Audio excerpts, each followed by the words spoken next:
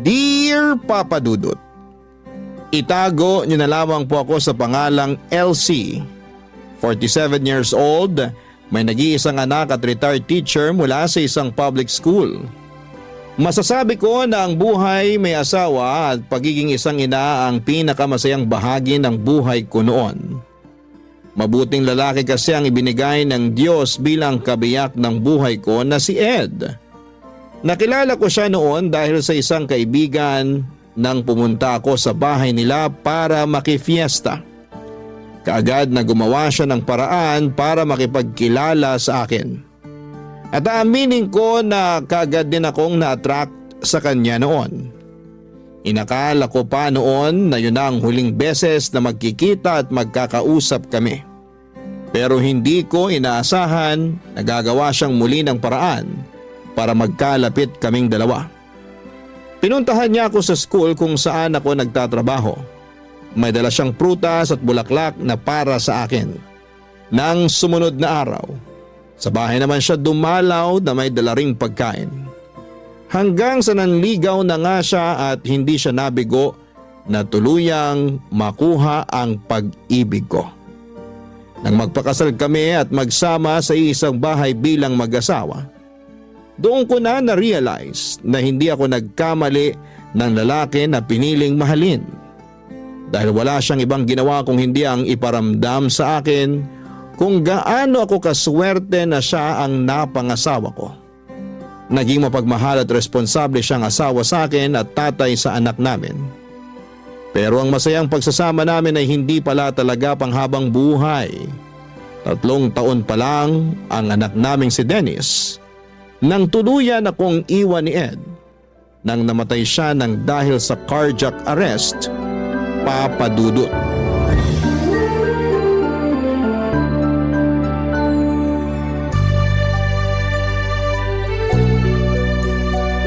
Ay, grabe. Nakakapagod maglaba kapag ganitong oras. Buti na lang hindi pa ganong mataas ang araw sa likod ng bahay. Hindi rin masyadong mainit habang naglalaba ako kanina. Ano kayang pwedeng maluto para sa tanghalian namin ni Dennis? Teka, anong naaamoy ko? Oh, Ma, tapos na po kayong maglaba? Oo. Dineretso ko na rin ng sampay para kapag umaraw mamaya matuyo na rin kaagad. Mukhang napagod po kayo. Sandali lang po at pupunasan ko yung pawis sa noo nyo. Eto po, malinis tong tuwalya na hawak ko. Pupunasan ko lang po ang noo nyo. Masyado po yata kayong madaming nilaban. Hindi naman masyadong marami yon kasi nakapaglaban na rin ako nung nakaraang araw lang. Sabi ko naman kasi sa inyo, bumili na tayo ng washing machine para hindi na kayo napapagod sa paglalaba. Washing machine? Sus, makakasira lang ng mga damit natin yun. Pwede naman po na kahit mga pambahay na lang ang i-washing machine nyo. Tapos yung iba, kahit i-handwash nyo na lang kung gusto nyo po. Iha-handwash ko na lang para sigurado ako na malinis ang pagkakalaba ko sa lahat ng mga damit natin. Hindi pa masisira ang mga tela nun, lalo na yung mga pangalis mo na damit. Akin na nga yung tuwalya at ako na rin magpupunas sa pawis ko. Balikan mo na yung niluluto mo at baka masunog pa yun. Ay, sige po Ma. Papatayin ko na rin yung apoy sa kalan. Kasi luto na rin naman po yung karne ng manok doon.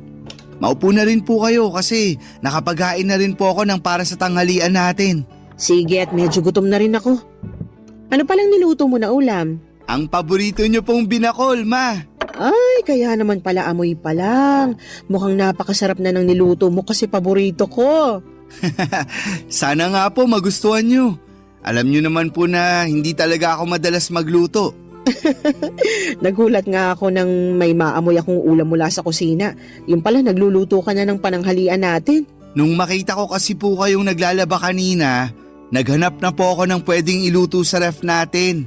Sakto naman po ang mga ingredients na nakita ko para sa binakol na manok. Sana talaga pumasa sa inyo ang lasa ng niluto ko na yan. Eto, titikman ko na nang malaman natin kung lasang binakol ba yung niluto mo o baka mamaya lasang afritada o adobong manok pala ito. Ma, wala naman pong sarsaya na kagaya ng sa adobo o apritadang manok. Biro lang naman. Eto, titikman ko na talaga, ha? Masarap tong sinigang na manok mo, ha? Ma, Binakol po yan at hindi sinigang. Pero seryoso na anak, masarap tong niluto mong binakol na manok. Talaga po, Ma? Walang halong biro? Walang halong biro. Pwede ka na ngang mag-asawa sa sobrang sarap nitong niluto mo. Asawa agad, Ma? Hindi ba pwedeng girlfriend muna? Bakit, meron na ba? Nako, mukhang meron na nga. Kung meron man, ipapakilala ko po kaagad sa inyo. Saka, wag po kayong mag-alala. Hindi ko naman po pinapabayaan ang pag-aaral ko. Alam ko naman yon. Napakatalino mo kaya. Siyempre, kanino pa ba naman ako magmamana kung hindi sa paboritong mama ko? Para namang may iba ka pang mama ha. Kumain na nga tayo habang mainit pa tong masarap na binakol na niluto mo. Papa Dudut, simple lang naman ang naging buhay ng pamilya namin noong nabubuhay pa ang asawa ko. Sa construction site, nagtatrabaho si Ed bilang foreman at ako naman ay nagpatuloy sa pagtuturo ko sa school. Nang ipinagbuntis ko si Dennis, naging masela ng kalagayan ko. Kaya kinailangan ko nang mag-resign. Gusto ko na rin sanang bumalik sa pagtatrabaho noong nakapanganak ako, pero nakiusap si Ed na mag-focus na lamang daw sana ako sa pag-aalaga ng anak namin. Pinagbigyan ko naman siya kasi nangako siya.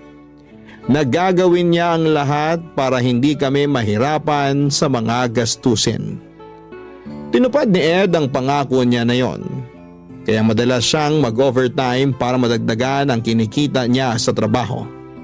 At alam niyo, sa totoo lang, may bahagi ng sarili ko ang hanggang ngayon nagigilty pa rin dahil pakiramdam ko. Masyado kong iniasa lahat ng responsibilidad sa asawa ko. At yun ang naging dahilan para maaga niya kaming iwanan ng anak ko. Pero mula nang mawala siya ay nangako ako na gagawin ko ang lahat para maibigay ang lahat ng pangangailangan ng anak ko. Magpapakananay at tatay ako para sa nag-iisang anak namin ng asawa ko. Sinuklian naman ni Dennis ang lahat ng pagsusumikap ko para maitaguyod ang buhay namin. Naging napakabuti niyang anak sa akin. Nag-aral siya ng mabuti hanggang college hanggang sa napapansin ko noon na napapadalas na medyo ginagabi ng uwi ang anak ko, Papa Dudut.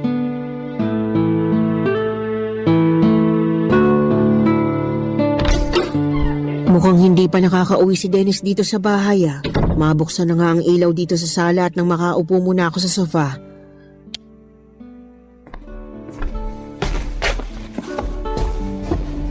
Ay, nakakapagod yung mga klase ko kanina. Ang hirap talaga kapag may bumibisita sa amin ng mga head teacher mula sa ibang school.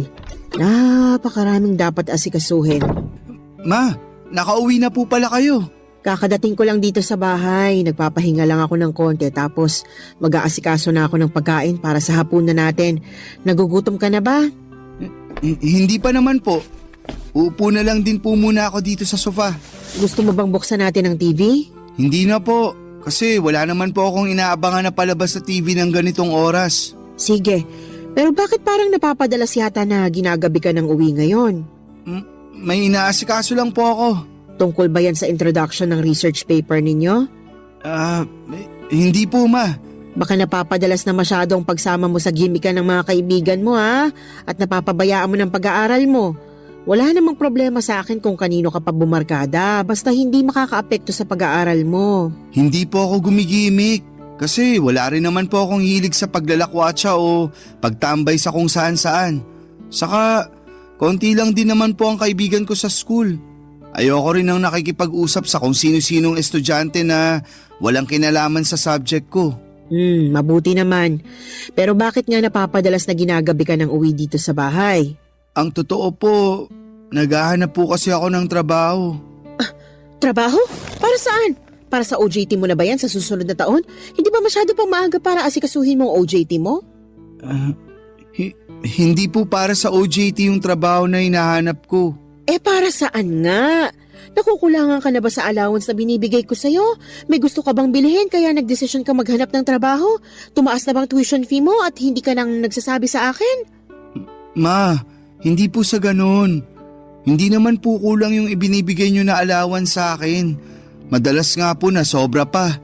Wala rin po akong gustong bilhin na kahit na ano. At hindi rin po nagtaas ang tuition fee namin. Ang totoo, naghahanap po ako ng trabaho kasi plano ko na pong huminto sa pag-aaral ko. Ano? Anong sabi mo, Dennis? Nagbibiro ka lang, 'di ba? Pinaprank mo lang ako kaya sinasabi mo yan ngayon. Hindi po ako nagbibiro. At mas lalong hindi ko po kayo pinaprank. Seryoso po ako sa sinabi ko na hihinto na ako sa pag-aaral. Pero bakit nga? Anong pumasok sa isip mo basta ka nalang gumawa ng ganyang klaseng desisyon? Ma, sana po maintindihan niyo ang desisyon ko na to kasi sa totoo lang, hindi rin po ito madali para sa akin. Mas lalong hindi madali para sa akin yung sinasabi mo. At hindi kita maiintindihan hanggat hindi mo pinapaliwanag na maayos kung bakit gusto mong huminto sa pag-aaral. Sorry po, Ma. Kailangan ko lang po talagang gawin to kasi buntis po yung girlfriend ko. May girlfriend ka? Opo. At magkakaanak na po kami kaya kailangan ko po siyang panagutan. Ito po ang dahilan kung bakit nagdesisyon ako na hindi na mag-e-enroll sa susunod na semester.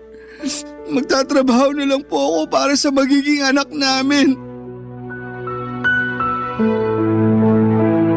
Papa Dudut, masasabi ko na maswerte ako sa dalawang lalaki na ibinigay sa akin ng Diyos. Responsable at mabait na asawa si Ed. Pati na rin sa malambing at matalino kong anak na si Dennis. Akala ko talaga noong mawala si Ed ay hindi ko nakakayanin na magpatuloy pa sa buhay. Mula kasi nang maging mag-asawa kami, lahat ng bagay sa buhay ko ay nakaplano ng kasama si Ed. At paano ko pa susundin ang mga plano na yon kung hindi ko na makakasama ang asawa ko?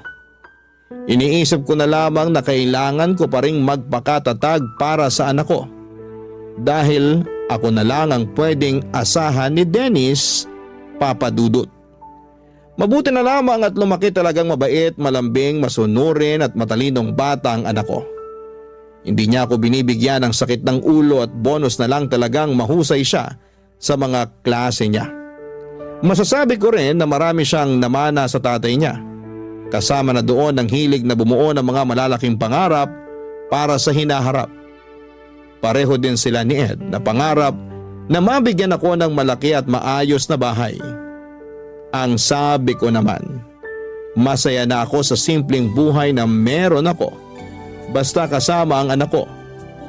Ang hindi ko inaasahan noon, yung malaking pagbabago na mangyayari dahil sa pagpasok ng bagong tao sa buhay namin, Papa Dudut. Barangay Love Stories. Barangay Love Stories.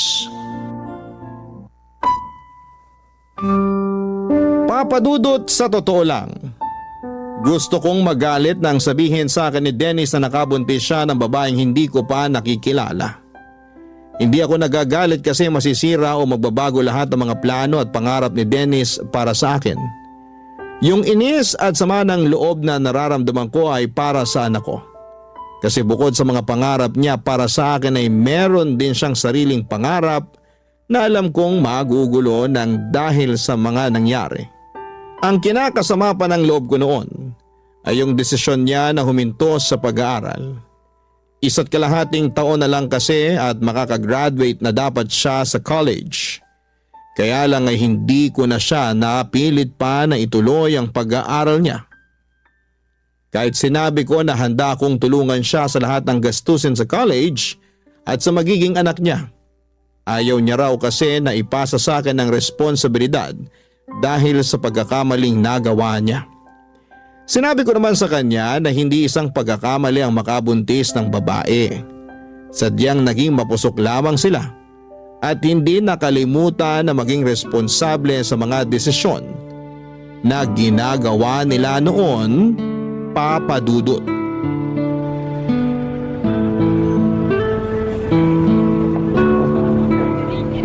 Malapit na tayo sa bahay namin, Kyla.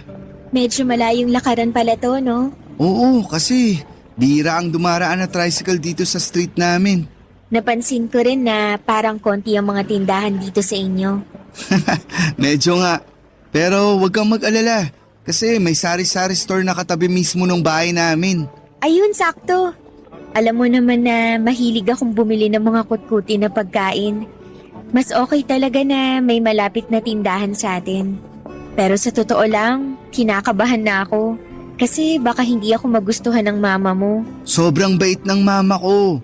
Kaya sigurado ako na magugustuhan ka niya. At magkakasundo kayong dalawa. Nandito na tayo sa bahay namin. Pagpasensya mo na lang kasi simple lang tong bahay namin. Uy, ang ganda kaya ng bahay niyo, Dennis. May gate pa bago yung mismong pinto ng bahay. Ang ganda pa ng mga halaman dito sa garden niyo. Naku, alagang-alaga ni mama yung mga halaman na yan. Pasok na tayo sa loob. Kasi sigurado akong excited na rin si mama na makilala ka.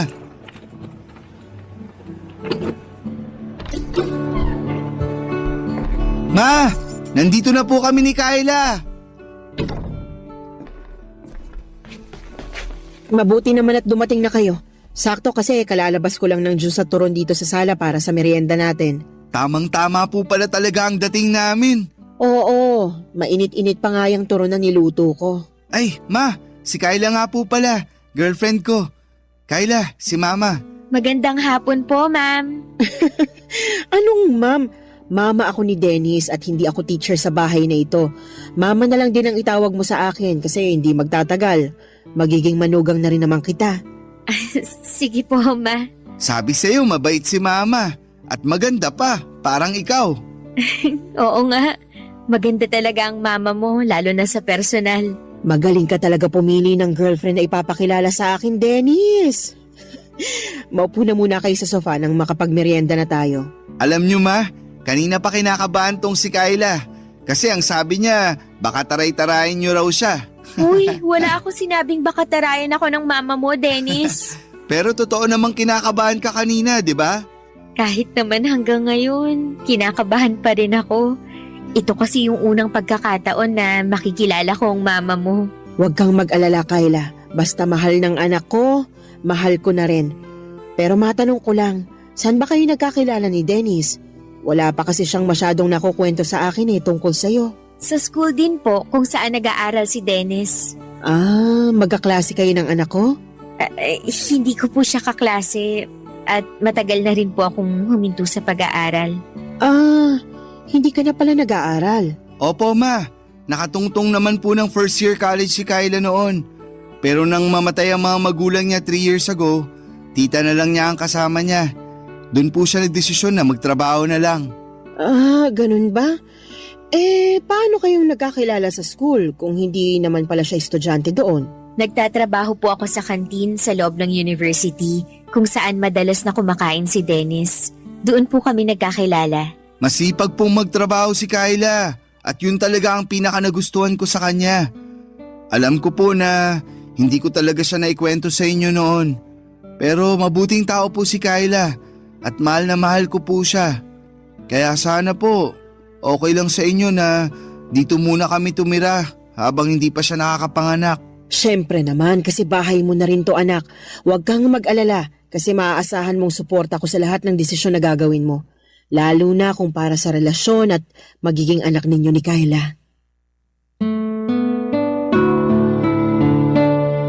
Papadudot, wala talaga akong alam na kahit na ano tungkol kay Kyla. Ni hindi ko alam na may girlfriend na pala ang anak ko. Ang akala ko noon ay nakafocus siya sa pag-aaral niya, yun pala ay may ibang tao na siyang binibigyan ng atensyon, papadudot. Pero noong araw na nakilala ko naman si Kyla, ang naisip ko kaagad ay makakasundo ko siya dahil mukha siyang mabait na babae. Nalaman ko rin noon na halos 3 taon na pala ang tanda niya kay Dennis. Medyo halata nga yun nang unang beses ko siyang makita sa personal. Naisip ko pa nga na baka may ibang anak na siya dahil medyo malaki rin talaga ang katawan niya. Kahit 2 buwan pa lamang siyang buntis. Pasimple ko yon at tinanong kay Dennis sa paraan na hindi ko siya ma-offend. At sinabi naman niya na wala pang ibang anak si Kyla at sadyang may kalakihan lang din ang katawan nito Papa Dudut.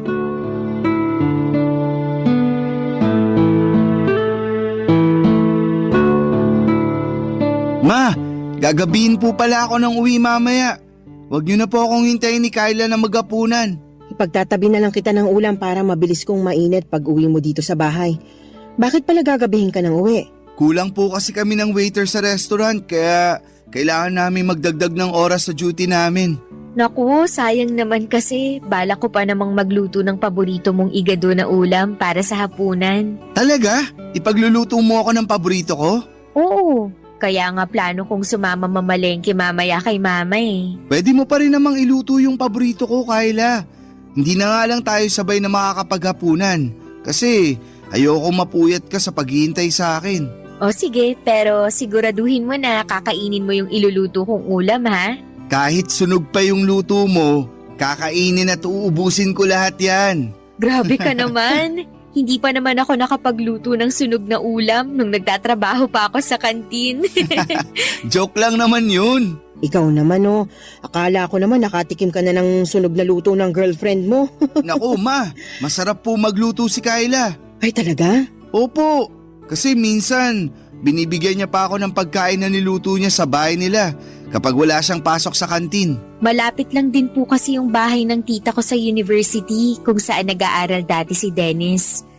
Kapag wala po akong trabaho, dumadaan po siya doon para saglit na dalawin ako o makipagkwentuhan sa akin. At kapag aalis na po ako, palagi na po siyang may pabaon na pagkain sa akin. Kaya pala may mga oras noon na maaga kang umaalis ng bahay natin. Akala ko may inaasikaso ka lang na para sa mga klase mo eh. Opo ma, pero never ko naman pong pinabayaan ang pag-aaral ko kahit nanliligaw pa lang ako nun kay Kyla.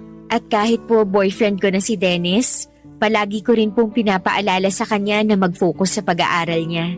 May isang beses lang po talaga na naging mapusok kami. Sorry po ma. Nako, huwag nyo nang isipin yun kasi hindi na natin mababago yung mga nagawa nyo noon at yung mga nangyari noon.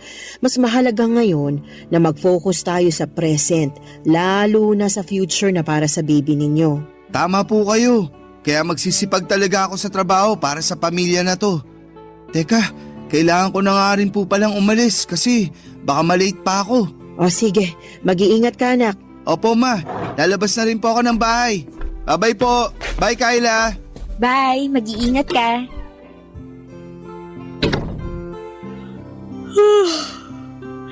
Ang dami ko po palang nakain na pandesal at pansit.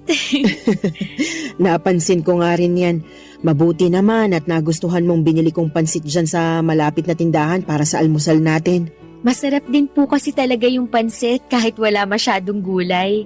Ayos din po yun dahil hindi rin ako mahilig sa gulay. Pareho pala kayo ni Dennis na hindi mahilig kumain ng gulay. Pero ngayon po, pinipilit ko naman na kumain ng gulay para sa pinagbubuntis ko. Inaantok na tuloy ulit ako. Oh, saan ka pupunta? Papasok po muna ako sa kwarto namin ni Dennis. Akala ko sasamahan mo kung mamalengke. Naku ma, tinatamad na po ako lumabas ng bahay. Ah, ganun ba? Sige, ako na lang ang bibili ng mga sahog na gagamitin mo sa lulutuin mo mamaya. Kayo na lang din po siguro magluto mamaya. Hindi rin naman makakauwi ng maaga si Dennis. Sa ibang araw na lang po ako magluluto para sa kanya. Sige po, pasok po muna ako sa kwarto at nakakaramdam talaga ako ng antok. Kung maglalaba po pala kayo, pakisama na lang din po sana yung mga damit namin para hindi nakatambak sa kwarto. Magpapahinga po muna ako.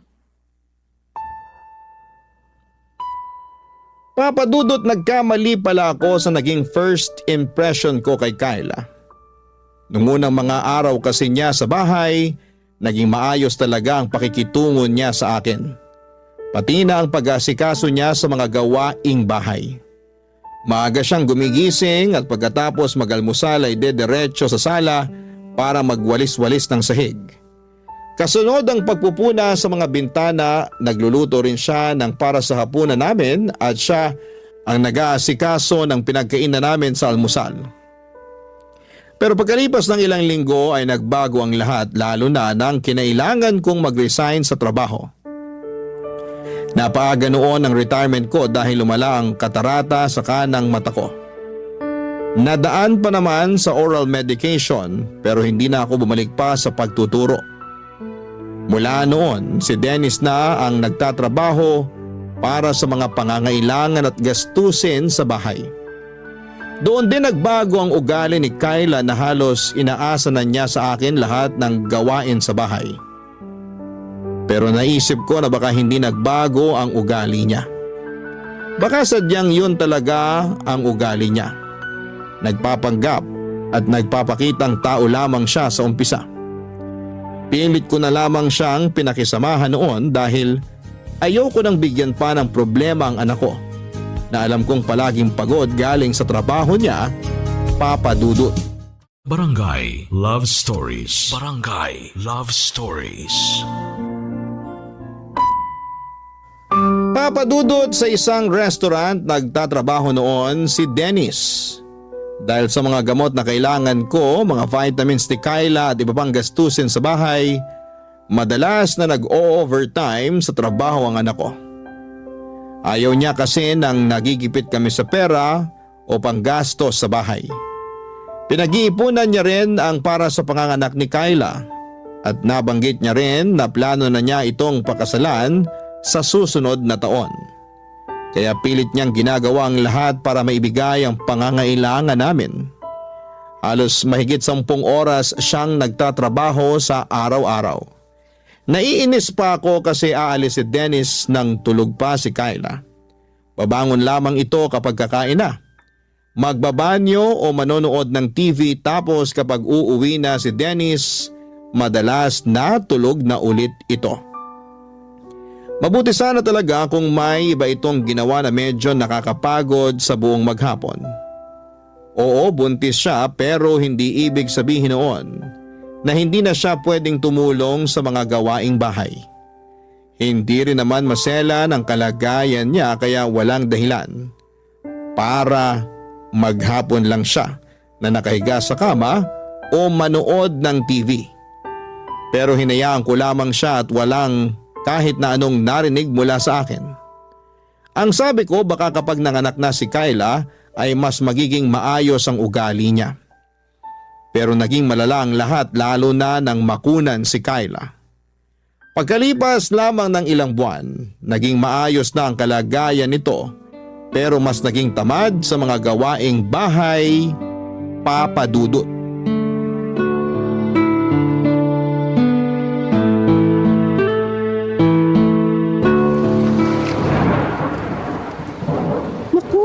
Lakas ng ulan sa labas ng bintana, kung kailan naman patapos na ako dito sa niluluto ko.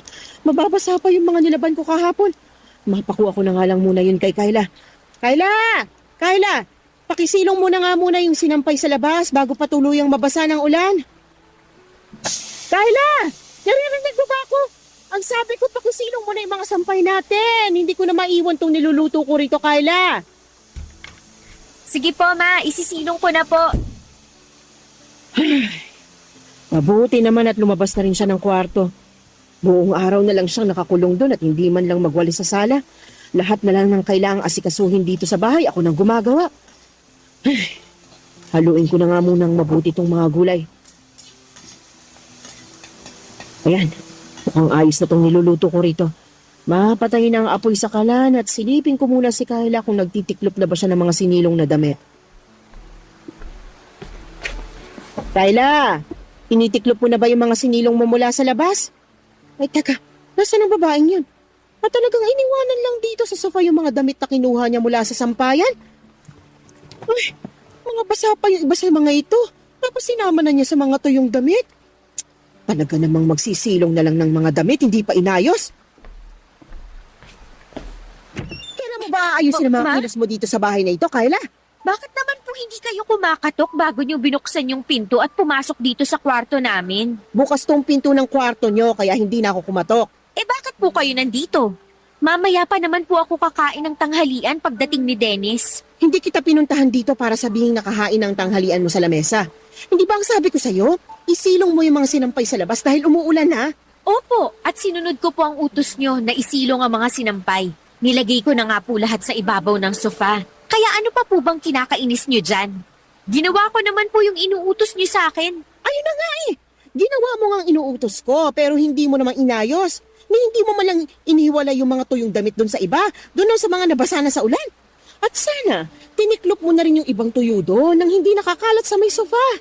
Ma, ang sabi nyo kanina, isilong ko lang ang mga yon. Wala naman po kayong sinabi na pati pala pagtitiklop, kailangan ko pang gawin. Kailangan ko pa ba talagang sabihin yun? Syempre naman po. Hindi ba pwedeng magkusa ka na lang kasi alam mo naman kung anong dapat na gawin pagkatapos isilong ang mga damit? Hindi ko naman po damit ang lahat ng yon. Yung iba po doon, damit nyo at damit ni Dennis.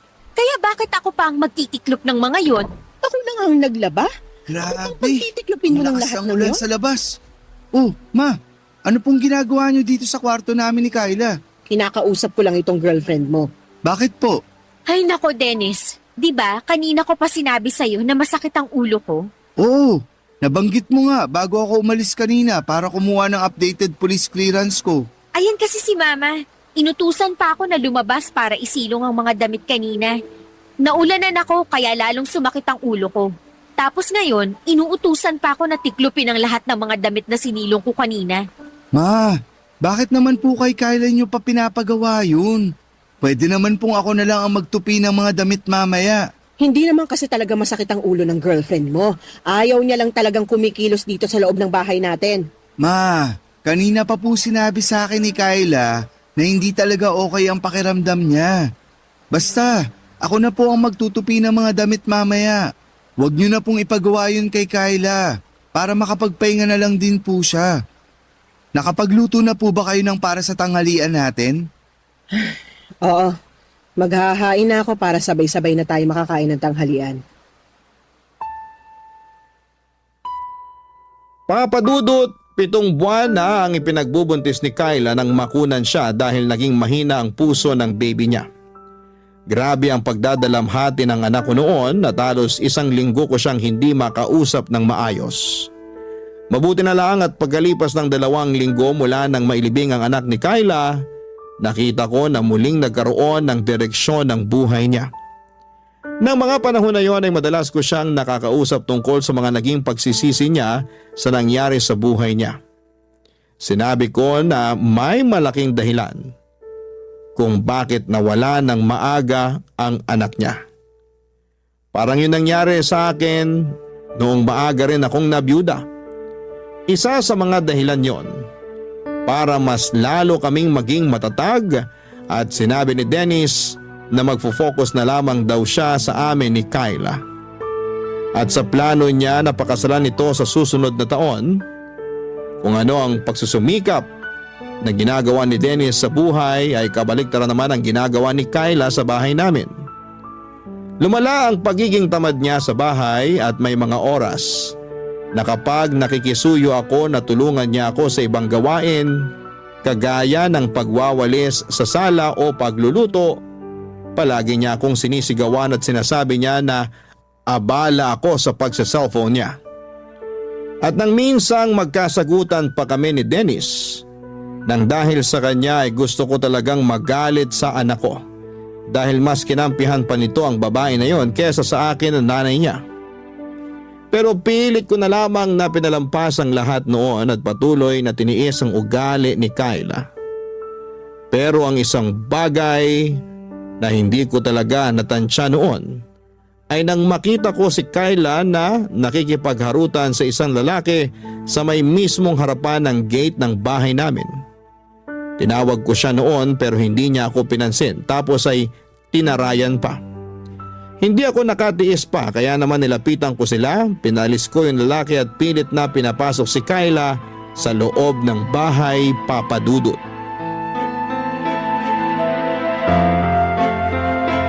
Bakit niyo naman po binastos yung bisita ko, Ma? Binastos?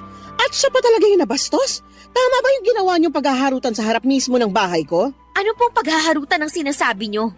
Pinsan ko lang po yung kausap ko kanina sa may gate. Pinsan! Ang sabi mo nung nakaraan, delivery rider yon na naghahatid lang ng mga ino-order mo na kung ano-ano sa online. Oo nga po. Pinsan ko po yung delivery rider na yon. Ano na naman po ba yung iniisip niyo na hindi maganda tungkol sa akin? Hindi ako mag-iisip ng ganito kung wala akong nakikita na masamang ginagawa mo. At kailan pa po naging masama yung pakikipag-usap sa pinsan ko? Huwag mo ang binibilog ang ulo ko. Hindi lang kayo nag-uusap ng lalaki na yon. Nakita ko na hinahawakan niya ang kamay mo at hinalikan ka pa niya sa pisngi mo. Ang laswa nyo naman pong mag-isip, ma. Ang hirap po sa inyo. Lahat na lang ng ginagawa ko dito sa bahay na to, mali sa paningin nyo. Kailan ka ba gumawa ng tama? Ultimo pag-aasikaso ng mga kailangan gawin dito sa bahay, hindi mo naman ginagawa ng tama. Magpapalaba ka na nga lang ng mga damit mo, hindi mo pa ilagay sa tamang lalagyan. Pati na nga ang mga pinagkainan mo, basta mo na lang iniiwan sa lababo. Kita nyo na? Napakarami nyo naman pong issue sa akin.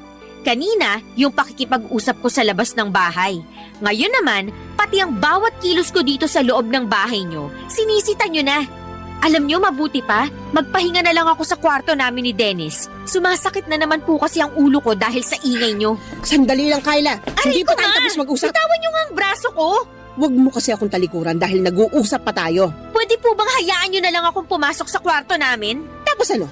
Magkukulong ka na naman dyan buong araw? At lalabas ka na lang kapag kakain na?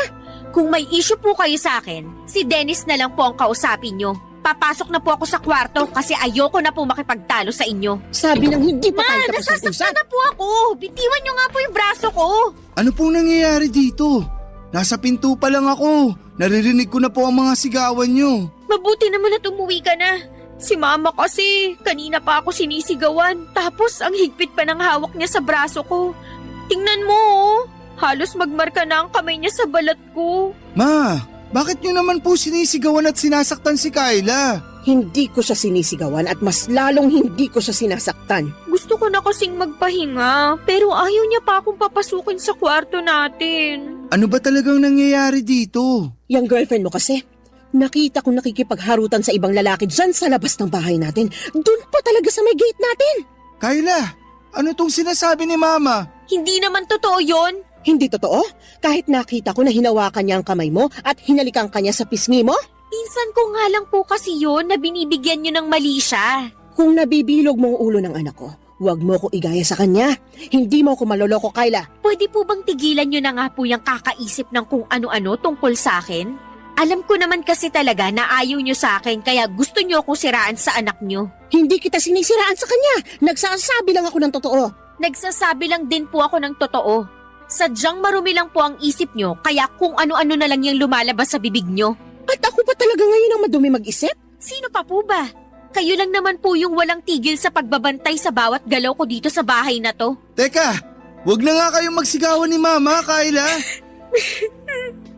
Hindi naman kasi ako nag-umpisa nito. Yang mama mo. Palibasa, sampid lang ako dito sa bahay kaya ginaganyan niyo na lang ako. Tama na. Huwag ka nang umiyak. Gusto ko lang naman talagang magpahinga muna. Pero ayaw niya akong papasukin sa kwarto natin. Palagi niya na lang binabantayan bawat kilos ko dito. Kulang na nga lang, pati paghinga ko dito sa loob ng bahay na to, bantayan niya. Tama na. Huwag ka nang umiyak. Sige na, pumasok ka na muna sa kwarto natin. Pero Dennis! Ma, mamaya na lang po tayo mag-usap. Gusto ko na lang din po sana munang magpahinga. Papadudot, matagal ko nang napapansin ang mga kakaibang kinikilos noon ni Kyla na pinagsasawalang bahala ko lang madalas.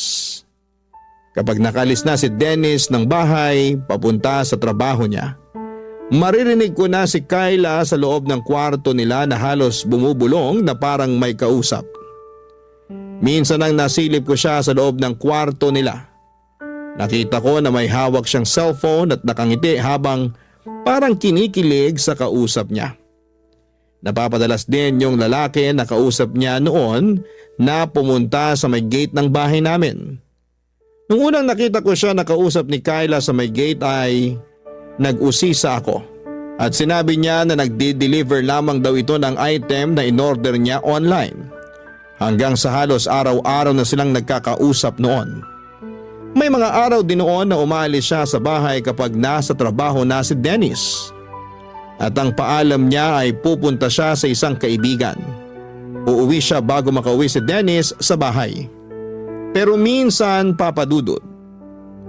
Naunang umuwi si Dennis sa kanya at nagtaka ang anak ko kung bakit wala si Kyla sa bahay. Hindi raw ito nagpaalam o nag-text sa kanya na aalis ng bahay. Ang sabi lang ni Kyla nang makauwi siya ay may dinalaw lamang itong kamag-anak kaya ginabi ng uwi. Pero iba na ang pakiramdam ko noon dahil nakita ko na noong magkausap sila ni Dennis. Hindi makatingin ng diretso sa kanya si Kyla. Hanggang sa nakita ko ang paghaharutan ni Kyla sa may gate at paghaligpan ng lalaki sa pisngi nito. Hindi ako pwedeng magkamali sa nakita ko at alam ko na hindi yon kamag-anak ni Kyla. Pero alam nyo yung mas masakit. Yung mas kinampihan at pinaniwalaan siya ng anak ko kesa sa akin. Wala akong ibang hinihiling noon kung hindi ang mapabuti ang anak ko at maging masaya siya sa kung sino man ang babaeng mapipiling niyang mahalin. Kahit na hindi ko tanggap si Kyla, ay pinilit ko siyang pakisamahan. Pero ako pa ang lalabas na masama sa lahat. Pagkatapos ng pagtatalo namin na yon ay nag-decide si Dennis na umalis na sila ng bahay ni Kyla. Nangupahan sila sa hindi kalayuan mula sa bahay ko. At isang beses sa isang linggo ay dinadalaw na lamang ako ni Dennis sa bahay. Kapag dinadalaw ako ng anak ko ay iniiwasan namin na pag-usapan ang tungkol sa relasyon nila ni Kyla para hindi kami magtalo. Papadudot, ang dahilan talaga ng pagsulat ko ngayon ay para humingi ng payo sa kung ano ang dapat kong gawin. Sigurado kasi ako na niloloko ni Kyla ang anak ko pero ayaw naman akong paniwalaan ni Dennis. At ayoko na rin na mas lalo pang magulo ang relasyon namin ng anak ko. Kaya hindi na ako naglalakas loob na makialam sa relasyon nila. Ano bang dapat kong gawin para mamulat ang anak ko sa katotohanan na hindi karapat-dapat si Kyla para sa kanya? Sana'y matulungan ninyo ako sa problema kong ito, Papa Dudut. Ang inyong forever kapuso at kabarangay, LC.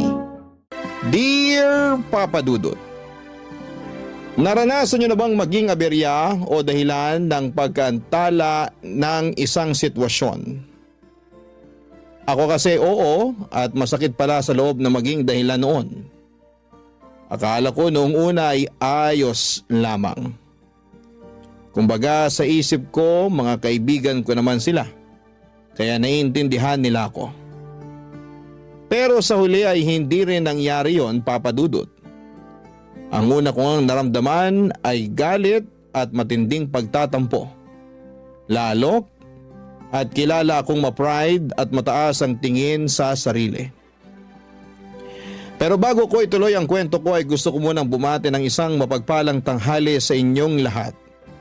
Matagal na akong avid listener ng programa ninyong Barangay Love Stories. Lagi kong inaabangan ang mga uploaded stories ninyo online at isang araw ay nag-decide akong magpadala ng email sa inyong istasyon. Tawagin niyo na lamang po ako sa pangalang Colette. Nagtatrabaho sa Pasig bilang finance staff at nasa 32 years old na ako. Kaka-birthday ko lamang nitong January 1 kasabay ng bagong taon. Sa kasalukuyan ay nasa journey ako ng healing at weight loss. Malaking factor kasi ang mga pinagdadaanan ko sa nakaraan. Kaya lumobo ang timbang ko at pumalo ng lagpas na sa 100 kilo sa edad ko pa lamang na 30 years old.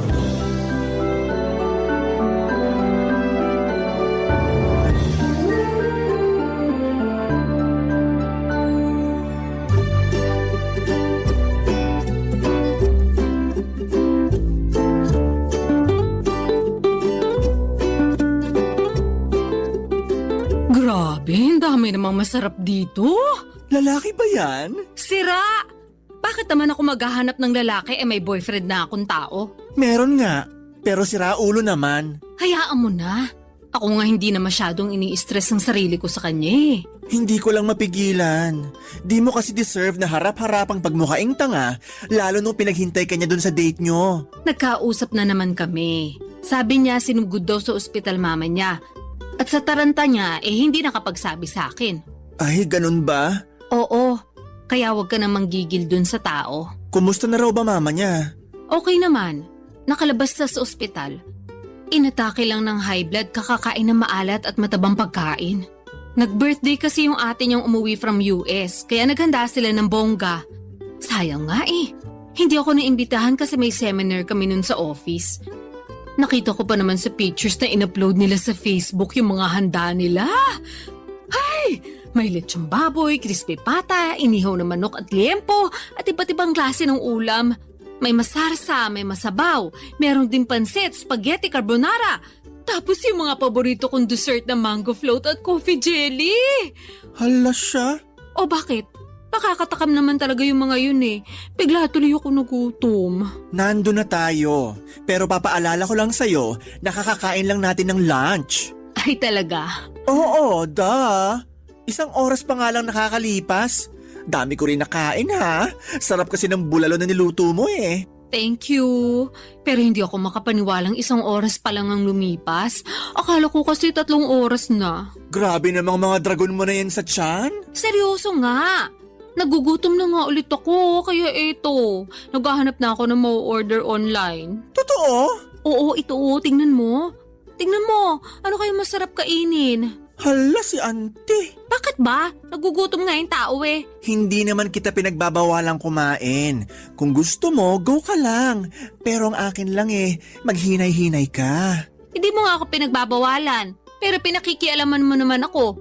Kakawalang gana tuloy kumain. Wow ha? Ikaw?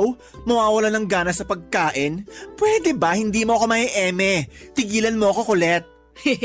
Kilalang kilala mo na talaga ako. Aba syempre, para na tayong magkapatid. Kaya nga bilang nakakatanda mong ate, pinagsasabihan kitang ayus-ayusin mo yung pagkain mo. Lalo na yung mga kinakain mo. Pansin ko kasi marami ka na namang instant noodles sa cabinet. Tapos puro processed food yung nasa freezer mo. Marami ka rin soft drinks at junk food. Nag-grocery ka ba? Oo, kahapon lang. Lumagpas nga ako sa budget ko kasi marami akong kinuhang hindi naman kasama sa listahan ko. Nakaka-tempt naman kasi. Pero okay lang naman. Wala rin naman pagkain na nasasayang sa akin. Kaya pala nagulat ako. Kasi pang 5 tao yung supply mo kahit mag-isa ka lang dito sa apartment mo. Baka nakakalimutan mo. Pumupunta ka rin dito at pinagluluto kita katulad na lang nung kinain mong bulalo kaninang tanghalian. Oo, pero di ka tulad mo. Para lang akong pusa kumain. Kape-kape lang sa umaga, wala pang asukal. Tapos half rice lang sa tanghali at dasal na lang sa gabi. Ang boring naman ang buhay mo. Hindi kaya boring yun, no? Ikaw lang nagsasabi niyan. Basta, for me, boring yon. Kung ako siguro nasa sitwasyon mo, baka nategi na ako. Ay, ang OA naman. Tegi talaga agad? Oo. Sa bilis ko magutom, hindi ko kaya magdasal na lang sa gabi. May lang naman yung dasal. Pero alam mo namang di na ako nagdi-dinner, di ba? Oo. Tamang water na lang ako. Kasi bakit pa ako kakain? Gabi na rin naman. Hindi na ako magugutom noon dahil tulog na ako. Buti ka pa hindi nagugutom. Ako kasi kahit tulog, mas nananaig yung kalam ng sikmura kahit kumain naman ako ng pagkarami-rami bago matulog. So, no choice. Babangon talaga ako para mag-midnight snack. Grabe naman yung kahit kumain ng pagkarami-rami. Buti hindi ka binabangungot. Hindi naman ako naniniwala dun. At saka, mas babangungutin lang ako pag hinayaan ko magutom ako. Ay, iba rin. Kaya mabuti pa, tulungan mo na lang ako mamili ng masarap na merienda. Pasa ko dyan. Ako nga lang, di ba? Ako lang ang kakain, wag ka na. Papadudot, bata pa lamang ay tabain ako. Ako yung tipo na mahanginan lamang tumataba na. Malakas din kasi akong kumain at aaminin ko ng pagkain ang naging takbuhan ko kapag stress ako sa personal kong buhay at sa trabaho. Katulad na nga lang noong nasa bingit ng alanganin ng relationship ko sa aking longtime boyfriend. Bukod sa pinsang kong si Percy ay wala akong masyadong ka-close sa mga kaopisina ko. Kaya wala rin akong mapagkwentuhan sa kanila. Para sa akin ay malaki ang tutulong ng pagkain upang gumaan ang nararamdaman ko. Nagsimula ang hilig ko sa pagkain at minsan ko pa ngang binansagan ang sarili ko na certified foodie. Pangarap kong matikman ang lahat ng pagkain sa mundo. Meron akong obsession sa pagkain na nagsimula noong bata ako kung saan ay pribilehiyo sa akin ang makakain ng masarap lalo na at mahirap lamang kami. Maaga pang namatay ang nanay ko at nung nagkaroon ulit ng kinakasama ang tatay, nuknukan naman ang kadamutan sa pagkain ng madrasta kong yon. Sa kanya ko naranasang magutuman kaya ang ginagawa ko ay nagtatago ako ng pagkain at palihim na kinakain yon. Sa pagpapatuloy ng hindi maayos na relasyon ko sa aking boyfriend, itinuong ko sa pagkain ng lahat ng sama ng loob at hinanakit ko sa mga pagkukulang niya sa akin. Kaya nga makalipas lamang ng halos 2 linggo, nadagdagan ng 5 kilo ang timbang ko. Pumalo na ako noon sa 115 kilogram.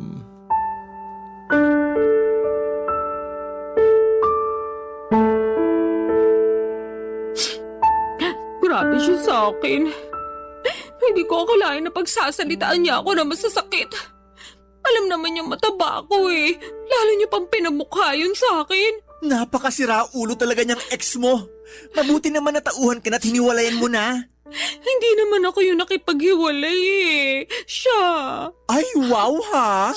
Oo, kasi tinapat niya na ako. Hindi na raw niya ako mahal. Hindi na raw niya nakikita ang sarili niya na pagkakasalan ako.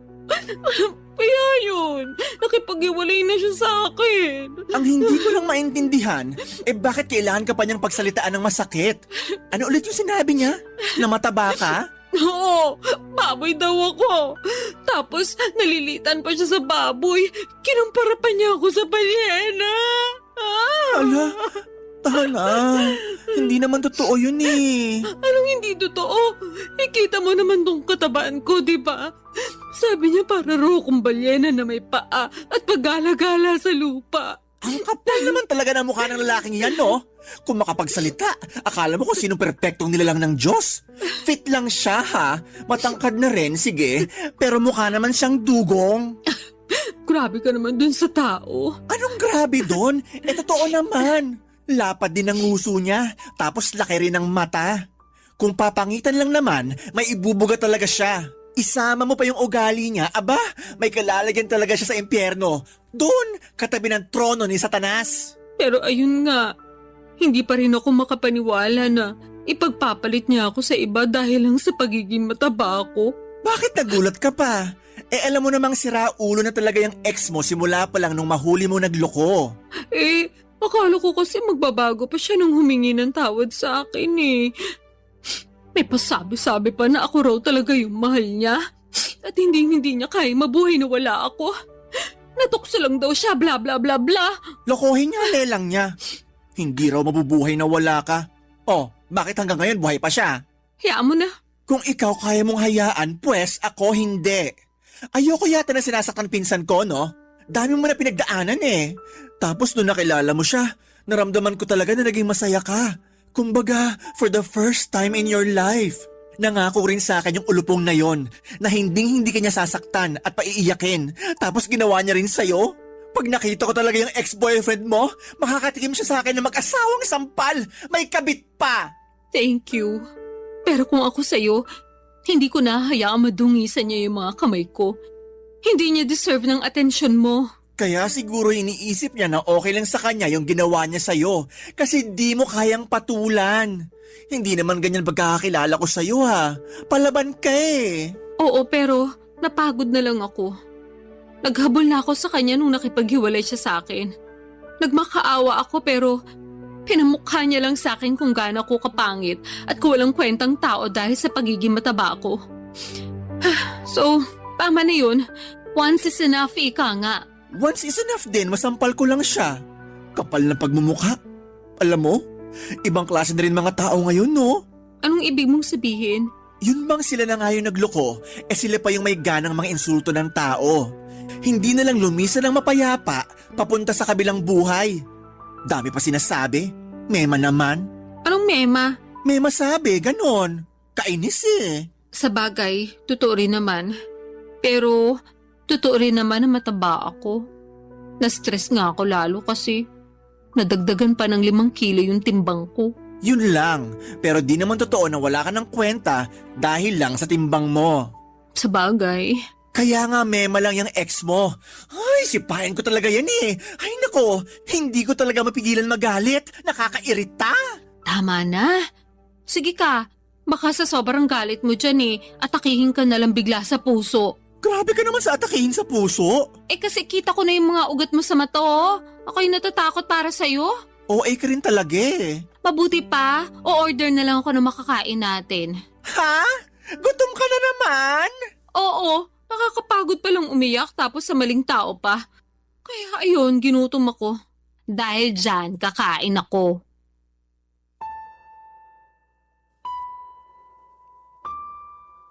Papa Dudut, sobrang sakit maloko ng taong pinakamamahal mo.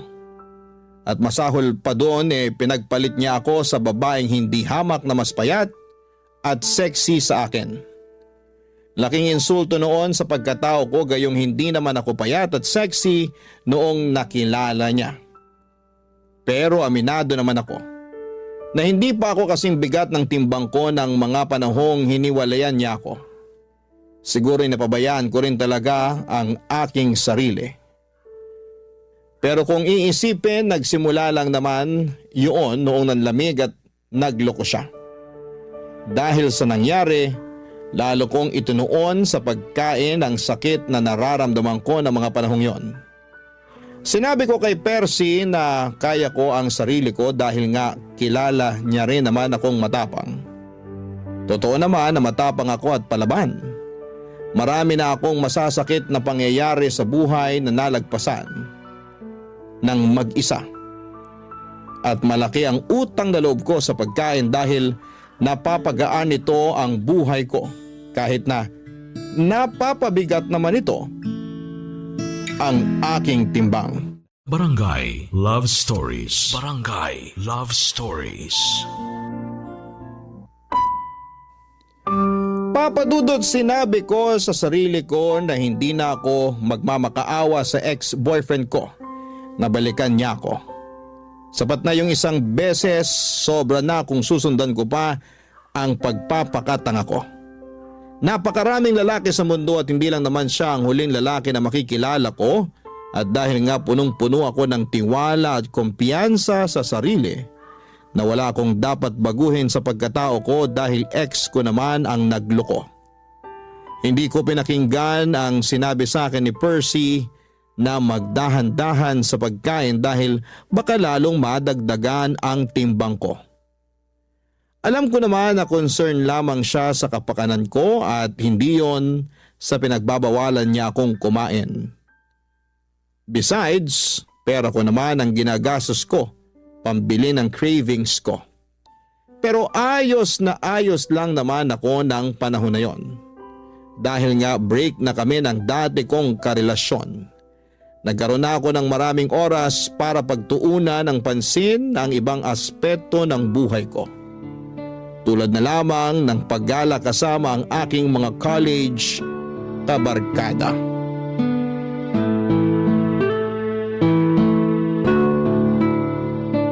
Eto, pasalubong ko sa'yo. Wow, keychain! Thank you! Matadagdagan na naman ang koleksyon ko. Ref magnet nga sana kaya lang wala naman dun sa hinintuan namin. Tapos hindi na ako nakapamili ng design kasi hindi na ako bumaba sa sasakyan. Nagpabili na lang ako sa isa naming kaibigan. Hayaan mo, sa susunod, ref magnet na ang ibibigay ko sa'yo. Okay na yon. Thank you ulit. Welcome! So, ano pa? Anong ano pa? Pasalubong ko? May dala ko dung pagkain, kainin mo. Ayoko, busog pa ako. Tsaka di naman yun yung tinatanong ko eh. Ano nga uli yun? Nakalimutan ko na kasi. Di ba nagpapakwento ko sa'yo bago mo inabot sa akin tong pasalubong mong keychain? Ay oo, kaya lang, nasa na nga ba tayo sa pinag-uusapan natin? Ay nako, nasa 30 ka pa lang pero ulyanin ka na. Sabihin mo na lang kaya, kaysa inaano mo pa ako. Inaano ka dyan? Wala akong ginagawa sa'yo, no? Ay, bahala ka na nga dyan. Eme lang, ikaw naman, di ka na mabiro? Kilala mo ko, hindi talaga ako mabibiro. Kaya sabihin mo na lang sa akin kung ano yung tinanong mo bago ko ibigay sa iyo yung keychain. Oo na, kamahalan. Pero ayun nga, Tinatanong ko kung ano pang ginawa niyo ng mga barkada niyo dun sa resort. Sabi mo lang kasi maganda. Tapos nag-swimming kayo. Yun lang? Eh di ba beach resort yun? Tas alam ko maraming bar dun. Di kayo lumabas? Ha, oo. Tama ka naman na beach resort yon at maraming bar. Pero sila lang yung lumabas, hindi ako sumama. Ay bakit? Hindi naman ako umiinom eh. Ngek, di mo naman kailangan uminom ng hard drinks. Meron naman mga ladies drinks doon. Kung ayaw mo pa rin, sana nag-juice ka na lang for the sake of party-party. Pagod ako noon, kaya nagpaiwan na lang ako sa tinuluyan namin. At saan ka naman napagod? Saan pa ba? E di sa biyahe. Tsaka after ng dinner na yun, nakapag-swimming na kami nung hapon hanggang gabi nung nagkayayaan sila.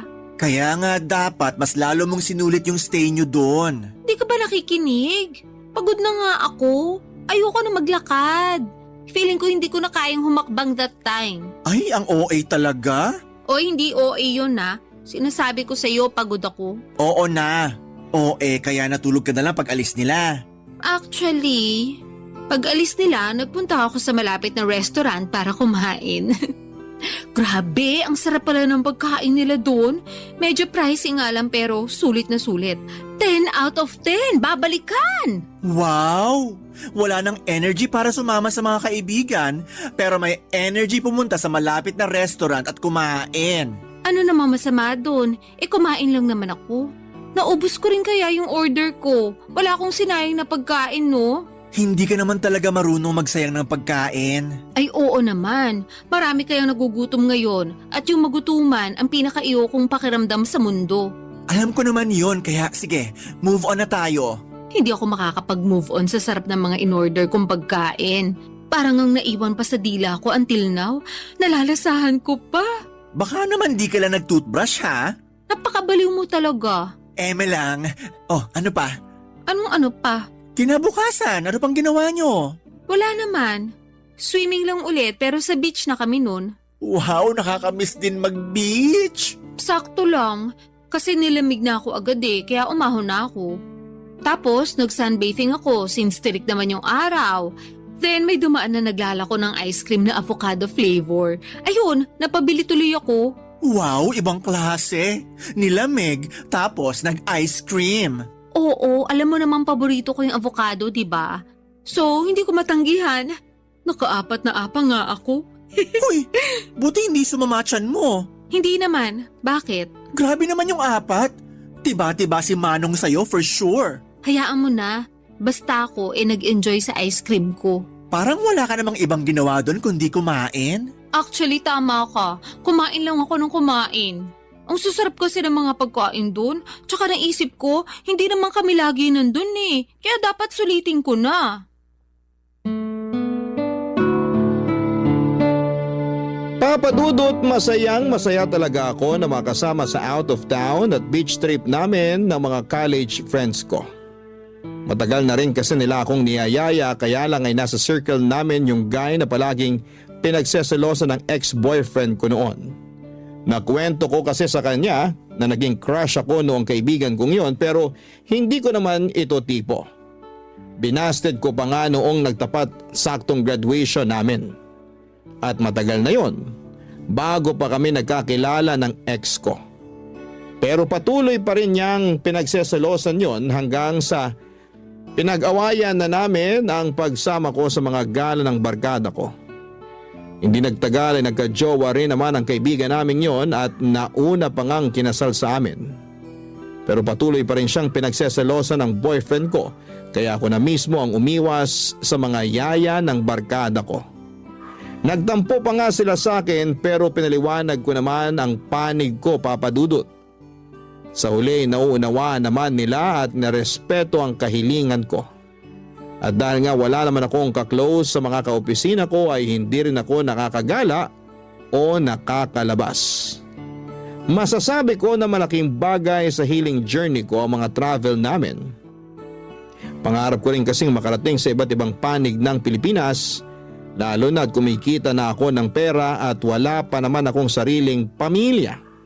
Kaso aminado ako, nasa tuwing gumagala kami mabilis akong mapagod at hapuin. Kahit nga ilang minutong paglalakad hinihingal na ako.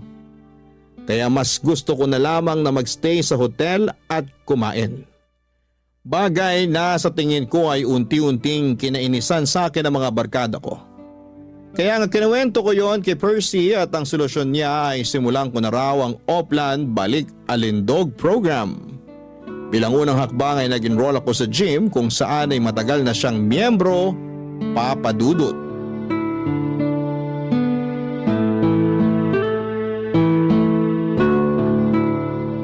Nakakainis ka naman, Colette. Bakit ka naman naiinis dyan? Tanong-tanong ka pa talaga?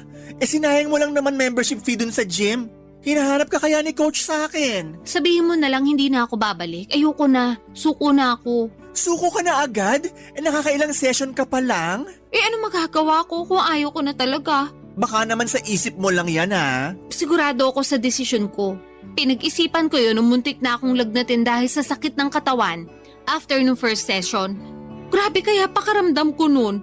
Kulang na lang magpa-ospital ako eh. Sobra naman yung magpa-ospital. Sa pagkakatanda ko, nag-treadmill ka lang naman nung unang araw mo. Correction, isama mo na yung pag-akyat baba natin dun sa hagdan papunta sa gym. Kung bakit kasi hindi uso elevator dun? Nasa third floor din kaya yung inakyat baba natin. May elevator naman, pero under maintenance. Tsaka ayaw mo nun. Naka-warm up ka na nung umakyat ka sa hagdan. Magandang cardio rin yun para maramdaman mo namang may puso ka. May puso ako, no? Ramdam na ramdam ko sa tuwing kinikilig ko kung tikman yung bagong pagkain sa menu. Yan, dyan ka magaling sa pagkain. Ano namang masama doon? May batas ba na nagbabawal akong kumain? Walang batas at hindi masama. Bakit kasi ganyan ang tono mo? Para mo na rin sinabing wala akong karapatang kumain. Hindi naman ganyan punto ko. Ang akin lang, nagpatulong ka sa akin para makapagbawas ng timbang, di ba? Kesyo dami mo nang nararamdaman sa katawan mo at gusto mo namang makasabay sa trip ng mga kaibigan mo. So ako naman, sige, tinulungan kita. Pero bago yon, tinanong muna kita kung talagang desidido ka na magbawas ng timbang. Sabi mo, oo. Kaya nga nag-enroll tayo sa gym, di ba? Oh, makalipas lang ng ilang session ayaw mo na? Ano na lang gagawin mo sa buhay mo para mabawasan timbang mo? Hindi ko alam. Parang ayoko na nga mabawasan ng timbang kasi okay naman ako. Anong okay? Paano ka naging okay? Medyo hassle nga lang pag nagko-commute, pero wala namang karapatang mang-discriminate yung mga driver porke mataba ako. Irereklamo ko talaga sila, sige. O sige, ando na tayo. Pero paano na lang yung overall health mo? Yung katawan mo, hindi lang sa labas kundi sa loob. Sabi mo, mabilis kang hingalin, di ba? Oo, kaya nga sinabi ko sa sarili ko na iiwasan ko na lang yung mga bagay na hihingalin lang ako. Hindi ganun yun. Ano bang pinagsasasabi mo dyan? Hindi mo iiwasan. Dapat solusyonan mo. Ganun yun. Yang hingal mo, resulta yan ng hindi mo pag-e-exercise at sobrang pagkain. Dinamay mo na naman yung mga pagkain ko. Wala naman sa yung ginagawa yung mga pagkain. Tsaka mas hinihingal nga ako sa pag-e-exercise. Kulang na nga lang lumaylag dila ako nung nagte-treadmill ako. Tapos yung machine na parang umaakit ka sa hagdan. Stair climber? Oo, yun nga. Grabe, tagapawis ko dun ah. Ewan ko ba, umakit na nga ako ng hagdan na hanggang third floor tapos pagkaganunin pa ako ni coach. Ano yun? Naglolokohan na lang ba kami? Hiyang-hiya naman sa'yo si coach. Palitan mo na kaya siya, no? Pag pinalitan ko siya, sigurado magsasara ang gym kasi papalitan ko ng restaurant business. Mas marami kita ko doon for sure. Alam mo, ewan ko sa'yo. Kinain ka na ng sistema. Hindi sistema ang kumain sa akin. Tsaka nagsasabi lang naman ako ng totoo. Hindi naman ako masaya sa pagpunta ng gym na yan eh. Sakit ang katawan ng inabot ko. Alam mo kung saan ako masaya? Oo, parang alam ko na kung saan. Sa pagkain? Tama! Ay, pag kumakain ako, parang nakalutang sa alapaapa mga paa ko. Lalo na syempre kapag masarap yung kinakain ko. Tsaka mas nai-enjoy ko yun. Mas nagiging masaya ako. Delusional ka lang. Akala ko ba walang masama sa pagkain? Wala nga. Pero yung pagiging matakaw mo sa pagkain, yun ang masama. Sobra ka naman. Hindi ako magsasorry. Duwag. Mabuti pa, order na lang ako ng merienda. Ay nako. Bagay talaga sa yung pangalan mong Colette. Masyado kang makulit.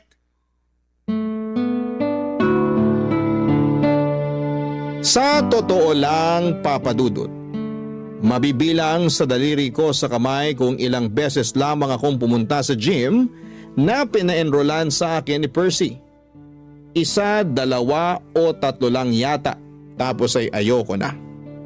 Totoo naman na sayang yung pera na binayad ko sa membership fee, pero hindi na lamang ako nang hinayang doon dahil ayoko na.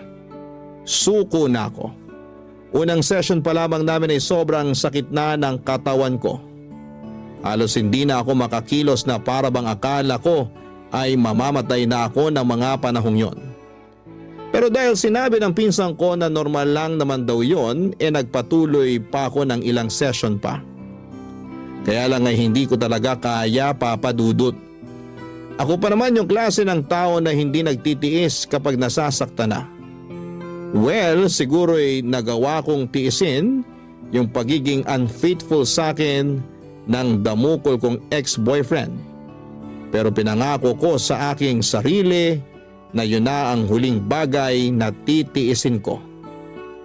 Kaya kahit naiinis sa akin si Percy dahil sa hindi ko pagiging desidido na magpapayat ay wala na akong pakialam pa. Dahil doon ay natuon ulit ang atensyon ko sa labis na pagkain upang mabawasan ang aking stress. Barangay Love Stories. Barangay Love Stories. Papa Dudut, mabilis na lumipas ang 3 buwan mula sa dati kong timbang na 115 kilo ay pumalo na ako sa 150 kilograms. Sobrang taba ko na at ang bigat-bigat na ng katawan ko. Dagdag pa yung palagiang pagsama ng aking pakiramdam. May mga araw na ayoko nang bumangon sa higaan para pumasok sa trabaho dahil nakakapagod mag-asikaso. Bukod doon ay nahihirapan din ako mag-commute dahil sa timbang ko. Kita ko na rin sa salamin na lumolobo talaga ako ng husto.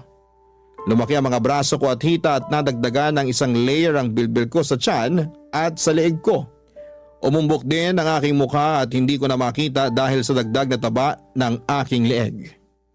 Doon na ako nagsimulang ma-frustrate habang binabalikan sa isipan ko kung ano-anong klaseng pagkain ang kinain ko noong nakaraang 3 buwan. Na-realize ko na sobrang daming carbohydrates, maalat at matatamis na pagkain ng walang pasubali kong nilantakan. Malala kapag magkaka-period na ako dahil nandun yung magkikrave talaga ako sa iba't ibang unhealthy food and drinks.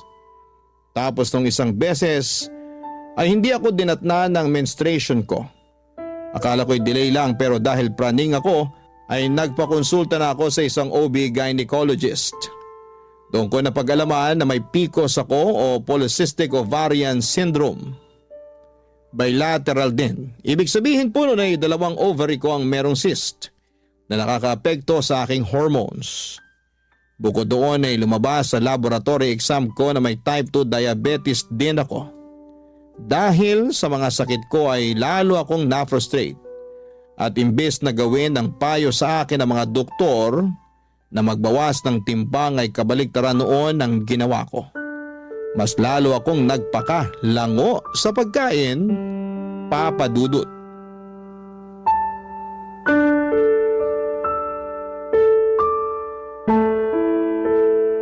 Bakit ang daming balat ng chichirya at bote ng mga soft drinks sa sahig mo? Pati dun sa kusina, meron ka pang iniinit na ewan ko kung ano sa microwave. Ano ba yun ha? Ah, yun ba? Tirang spaghetti yun. Ilang araw na sa ref ko kaya ininit ko na. Yun lang trip kong kainin ngayon eh.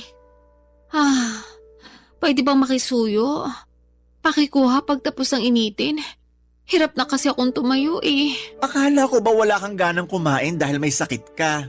Kaya nga ako pumunta rito sa apartment mo kahit na naiinis pa rin ako sa'yo. Thank you. Pero naisip ko ayoko magpatalo sa sakit ko. Kaya kakain pa rin ako. Kinain mo rin ba yung lahat-lahat ng mga chichirya na yan? Tsaka ikaw din uminom ng mga soft drinks na yan? Oo. Wala naman akong kasama dito eh. Ako lang. Kulit naman. Ano? Sisermonan mo na naman ako kasi kumain ako ng unhealthy food.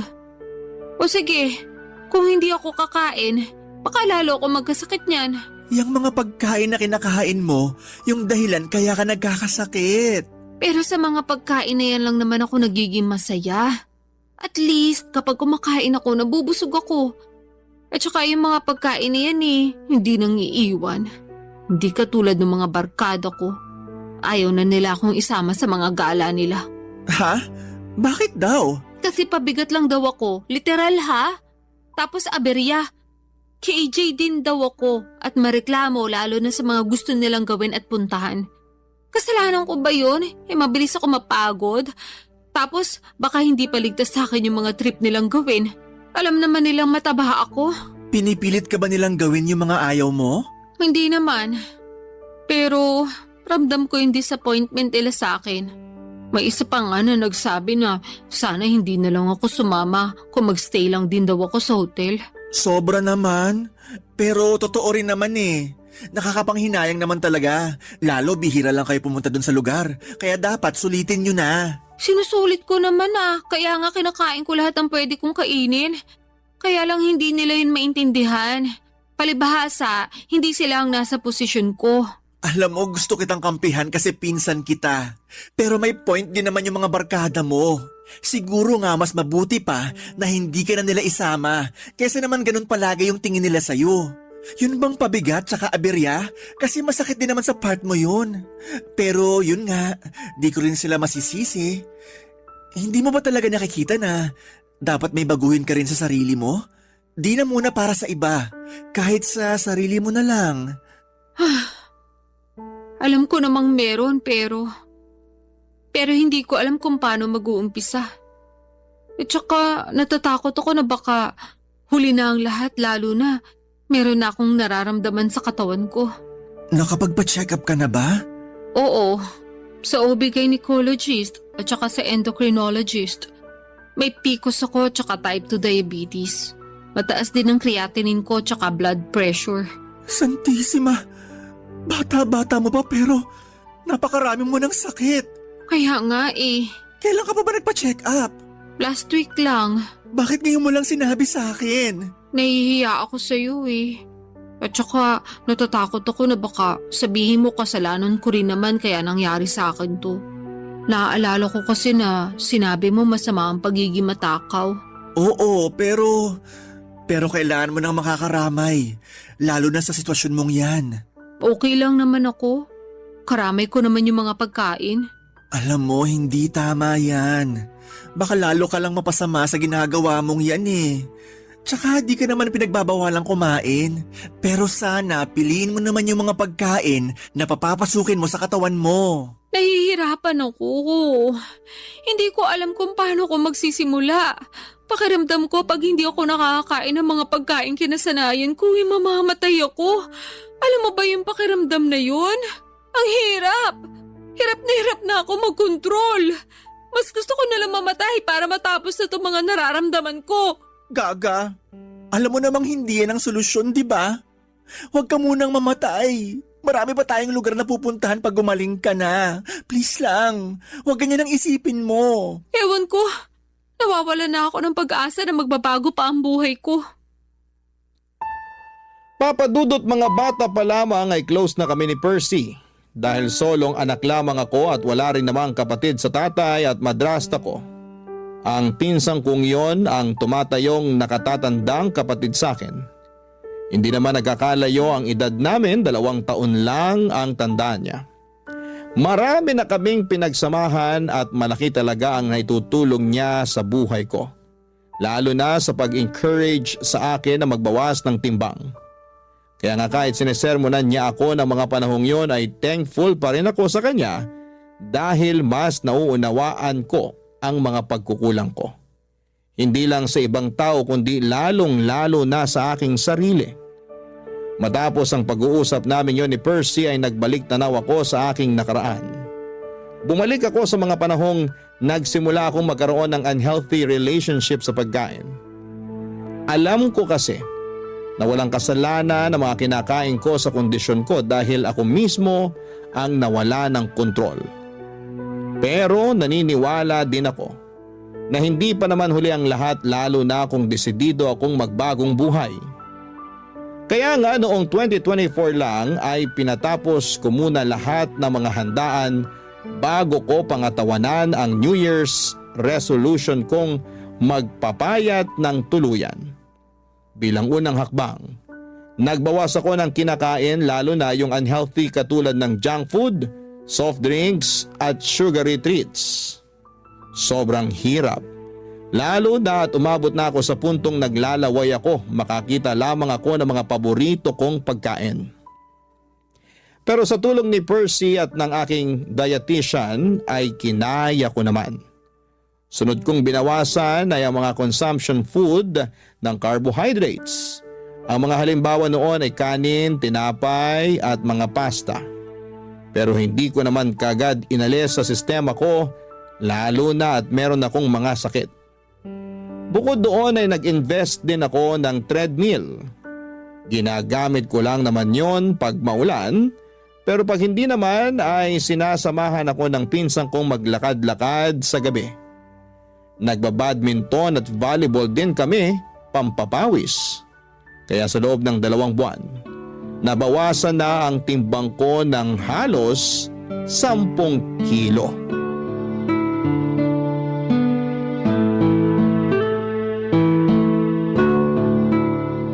Ang intense nung double match natin dun sa 2 foreigner. Oo nga, parang professional. Ayun, talo tuloy tayo. Hayaan mo na, at least mga gwapo naman sila. Kuwata mga mata ko sa silay. Sa bagay, ako rin naman. Gusto ko yung kumukorte talaga yung mga abs sa damit kasi pawis na pawis. Ay, sinabi mo pa. Pero speaking of pawis, grabe pawis ko dun sa laro natin Tagaktak! Ako nga hingal na hingal eh. Kulang na lang lumaylay dila ako sa court para pa akong hahapuin ng wala sa oras. Pero wala naman akong hika Mabuti naman. Kinabahan ako sa'yo eh. Nahalata ako nga sa reaksyon ng mukha mo. Kaya sinabi ko, Santissima, maawa naman sa'yo. Dami mo nang nararamdaman. Huwag na sana dumagdag pa yan. hindi naman siguro. At saka alam mo ba pakiramdam ko, unti-unti nang gumagaling ang katawan ko. Talaga? Oo. Di ba nabawasan na ako ng timbang? 10 kilo rin yon. Kaya nga alam ko na mataba pa rin ako, pero malaking bagay na rin sa akin yung 10 kilong yun, no? Oo naman. Hindi mo yun ma-achieve kung hindi mo piniling tulungan ang sarili mo. Baka nga imbis na makapagbawas ka ng ganun madagdagan pa ng 10 kilo yung timbang mo kung nagpatuloy ka lang sa pagkain. Kaya nga nangihinaya lang ako kasi ngayon ko lang na-realize ang importansya ng pangangalaga sa kalusugan sa pamamagitan ng pagkain ng tama. Nahihiya ako sa sarili ko dahil hinayaan kong tumaba ako ng ganito. Nawalan ako ng kontrol sa pagkain kasi akala ko yun lang yung kakampi ko sa lahat ng mga problema ko sa buhay. Ay, sa totoo lang, nahihirapan pa rin akong disiplinahin ang sarili ko. May mga araw na okay lang, magaan, na itatawid yung araw, pero meron na mabigat talaga. Paanong mabigat? Yung bang hindi ko mapigilang umiyak kasi nabitin ako sa pagkain na kinain ko. Na gusto ko pang kumain ng marami, pero alam kong hindi naman pwede. Nararamdaman ko yun lalo kapag magkakaroon na ako. Alam mo na, hirap maging babae. Nakaka-relate ako dyan. O bakit? May matres ka rin? Charot lang. Pero gusto ko lang din sabihin na proud ako sa'yo. Talaga? Kahit na mabagal yung progress ko? Hindi naman mabagal progress mo. Alalahanin mong nasa 2 buwan ka pa lang.